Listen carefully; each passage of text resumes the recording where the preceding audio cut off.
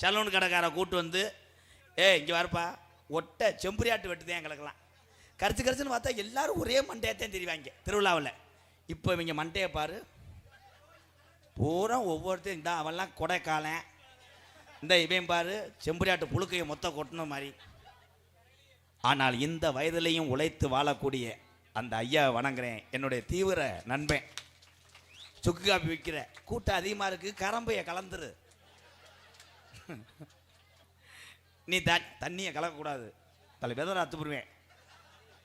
ஆனால் வயசான காலத்துலேயும் இந்த இரவு நேரத்தில் இந்த மாதிரி ஒரு உழைக்கிறாருன்னா பெத்த பிள்ளைகளை கவனத்திற்காக சொல்கிறேன். உலகத்தில் 50 வயது ஆகிவிட்டால் பெத்ததாய் தப்பனுக்கு ஓய்வு கொடுத்து அவர்களை கண்கலங்காமல் பார்த்துக்கிறவன் தான்டா உண்மையான பிள்ளை. நான் இருக்கேன் உள்ளவா, ஒரு பிள்ளைய கட்டி வைக்கிறேன் எங்க நேரத்துக்கு திரி ஒரு பாட்டு பாடுவான்.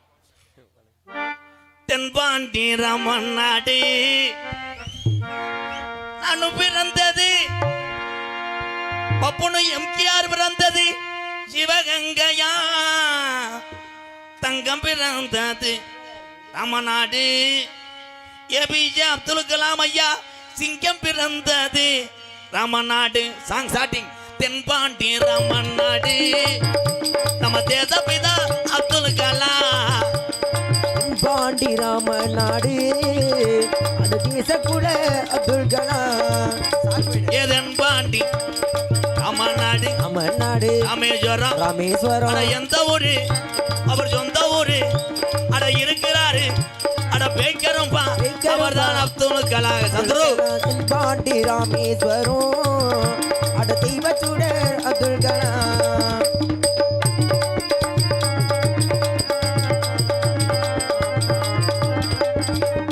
அக்கினி சிறகடிச்சு அனோ ஆற்றலையே உடைத்து காட்டி ஐயா. அக்கினி சிறை எடுத்து 4 மாட்களையே உணர்த்தி காட்டி வெற்றிகளை குவித்தாரையா பெரும் பாயமிகு நம்மள்களா. பாண்டி பாண்டி அங்க பாண்டி எங்க பாண்டி எந்த பாண்டி எந்த பாண்டி யாருக்கு தெரியும்? யாருக்கு தெரியும்? நம்ம தென்பாண்டி ராமேஸ்வரம் நம்ம தெய்வ சுடர் அப்துல் கலாம்.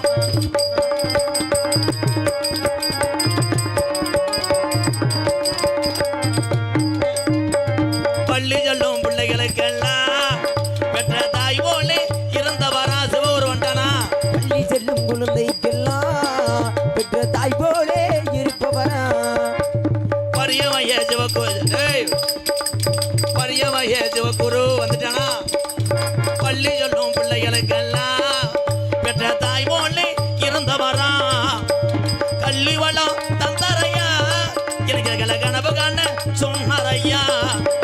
தென்பாண்டி ராமன் நாடு நம்ம தேசப்பிதா அப்துல் கலாம் பாலு.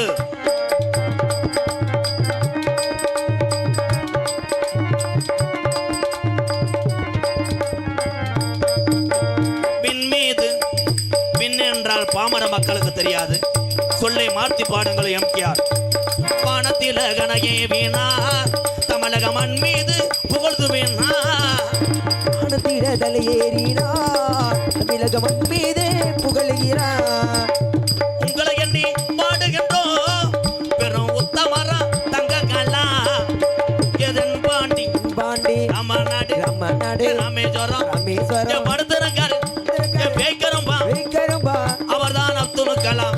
இந்த உலகம் உள்ளவர அந்த தங்கமாக அப்துல் கலாம் புகழ் மற்றும் இந்த உலகம் உள்ளவரை இந்தியாவில் உள்ள அத்தனை மக்கள் மறந்தாலும் என் உயிர் தமிழர் மட்டும் ஏபிஜே அப்துல் கலாம் ஐயாவை மறக்க மாட்டோம். வாழ்க தமிழ், வளர்க தமிழ், ஓங்குக ஏபிஜே அப்துல் கலாம் ஐயா புகழ். இதுல ஒரு 30 பேரையும் தமிழ்நாடு, அங்கிட்டு இருக்க பொம்பளை எல்லாம் கேரளாவா கை தட்டுங்க. வாடா தங்கம். உண்மையான சாராம்சம் புரியும். அது யாருக்கு தெரியுது? சில பேர்லாம் பெட்டிக்கார முதுகுல 300 பேர் ஏறிவே நம்ம பெட்டி வாசிக்கிற மாதிரி. நேரத்தெல்லாம் கெச்சு பூச்சின்னு ஏறி நாடகத்தை கெடுத்து விட்டாங்க. ஏபிஜே அப்துல் கலாம் ஐயா புகழை மேடை மேடைக்கு பாடுகின்ற பொழுது தமிழன் என்ற ஒரு உணர்வு பெருகி கொண்டே இருக்கிறது. அதுக்காகத்தான் பாடு. நீங்கள் எல்லாருமே கைதட்டலாம். ஏன்னா அவர் தமிழ்நாட்டில் பிறந்த ஒரு தமிழே இல்லையா? நாட்டில் எந்தெந்த மாநிலத்தில் இந்த கிரிக்கெட்டில் விளையாண்டேன், பேர் என்னடா சேட்டேன், சூரிய மயிரை புடுங்கினவன் அவன் இல்லைப்பா, சாம்சன், சஞ்சு சாம்சன் இந்தியாவுக்காக கிரிக்கெட் விளையாடும் போது அதை மலையாளத்தில் உள்ள கேரள மக்கள் பூராம் அவரை தூக்கி கொண்டாடுது. பார்த்தீங்களா? அப்போ நம்ம ஏன் கொண்டாடக்கூடாது? ஏபிஜே அப்துல் கலாம் கைதட்டலாம். இந்த அங்கே இருக்க பொம்பளை ஆளுக்கெல்லாம் யாருன்னே தெரியல. என்ன பிச்சை பிச்சைன்றானே, அவர் என்ன திருவிழா ஆட்டியாவாரியா சொல்கிறானான்னு கேட்குது. அது ஏபிஜே அப்துல் கலாம் ஐயா அவர். எங்கள் ஐயா எங்கள் அப்பத்தா காலத்தோட ஆரோக்கியமான உணவுகள் முடிந்து விட்டது தான் சொல்கிறேன். உண்மை. மண்பானைகளை சமைச்சிச்சு எங்கள் அப்பத்தா. அது வேறு பட்டுக்கிழவி பட்டும் திறந்தில்ல கண்டாளி மகன். இன்னைக்கு என்ன பொம்பளையால் பிள்ளை வைக்குது? 2 பிள்ளை 3 பிள்ளை இந்த தெரியாம பாரு, 2 கிலோவில் கீரி பூச்சி மாதிரி. அப்பெல்லாம் பிள்ளை வத்துச்சுன்னா கிளவி பிள்ளை வைக்க முடியாது. பிள்ளை வத்து மாட்டு வண்டியில் ஏற்றிட்டு வருவாங்க, மாடு நாக்கெல்லாம் வெளியே தள்ளும். அதை பத்திர கிழமை மாட்டை வைவேன். கண்டாரில் என்ன நெளிக்கிற வாழெல்லாம் கடிப்பாங்க. மாடு பெத்த தாயும் பிள்ளையும் கொண்டு வரதுக்கே மாடு சிரமப்படும். மாடு கழிஞ்சிரும். வாழை போட்டு கடிப்பேன். நிறையா போகாத மாட்டை சில பேர் கொட்டையெல்லாம் விழுந்து கடிப்பாங்க. மாடு முக்கிட்டு போகும். பிள்ளைய வந்து தூக்கி போடுவாங்க. கட்லா கண்ட மாதிரி இருப்பாங்க. அம்மோ, நம்ம பப்புளு மாதிரியே கிடப்பேன். அவங்க ஆத்தா தூக்கி பால் கொடுக்கும்போது குறுக்கு ஒடிஞ்சு போகும். பள்ளிக்கூடம் போயிட்டு வந்து எம்மானு பாலுக்கு முட்டுமே அவங்க ஆத்தாவை சீமக்கரோவில் உடச்சி தள்ளி அரைச்சு.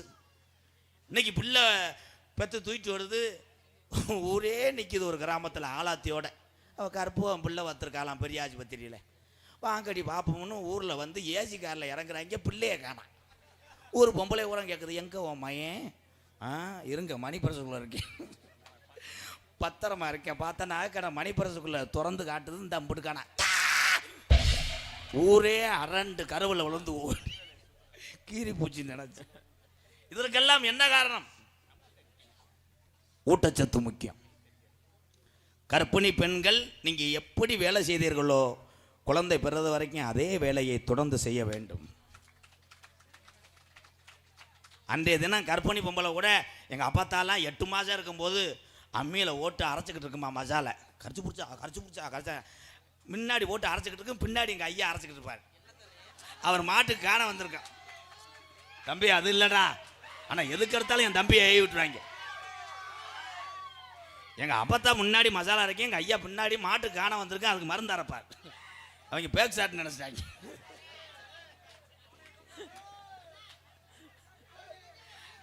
இருடா